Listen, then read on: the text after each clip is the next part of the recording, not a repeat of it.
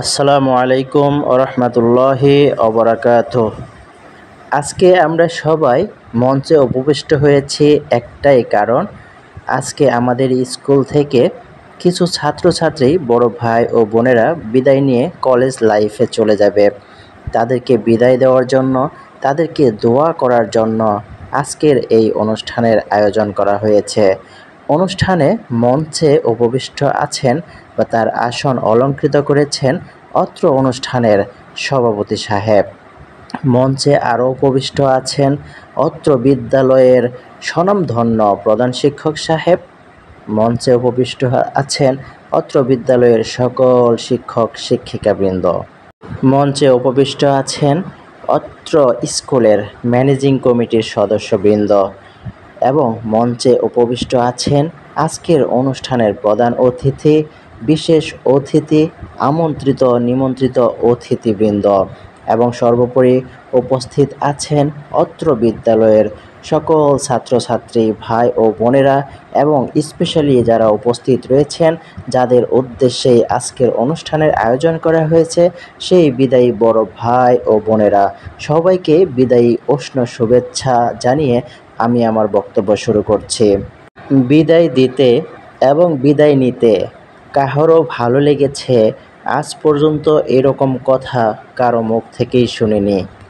আজকে যে বড় ভাই ও বোনেরা চলে যাবে, আমরা যখন 6-এ এসেছি তখন তাদেরকে পেয়েছি, তারা বড় ভাই বোন হিসেবে আমাদেরকে বোঝাতো, আমাদের পাশে থাকতো। আমরা যখন নতুন পরিবেশে দিক বিচ্ছিন্ন হয়ে গিয়েছিলাম তখন তারাই আমাদের পাশে এসে বুঝিয়েছেন, এই স্কুলের মর্ম বুঝিয়েছেন, এই স্কুলের মান, লেখাপড়ার মান, শিক্ষকরা কেমন, সব কিছু আমাদেরকে জানিয়েছেন। তারা বন্ধুর মতো আমাদের সাথে না মিশলে আমরা হয়তোবা ওই সময় স্কুলে থাকতেই পারতাম না। যদিও তারা আমাদের বড় সিনিয়র, বাট আমাদের সাথে এমন এমন আচরণ করেছেন, এমনভাবে মিশেছেন, মনেই হয়নি তারা আমাদের বড় ভাই ও বোন। মনে হয়েছে তারা আমাদের পরম বন্ধু, আমাদের ক্লাসমেটের মতোই। তবে আমরাও চেষ্টা করেছি তাদের যথাযোগ্য সম্মান করার জন্য। তো চলার পথে অনেক কথা বলার ক্ষেত্রে আপনাদের সাথে যদি কোনো ভুল বেয়াদবি করে থাকি, তাহলে আপনারা ছোট ভাই বোন মনে করে আমাদেরকে ক্ষমা করে দিয়ে যাবেন। আপনাদের সামনের চলার পথ সুগম হোক, ভালো হোক। দোয়া করি মন থেকে যেন আপনারা আপনাদের স্বপ্নে, আপনাদের কাঙ্ক্ষিত লক্ষ্যে অনায়াসেই পৌঁছাতে পারেন।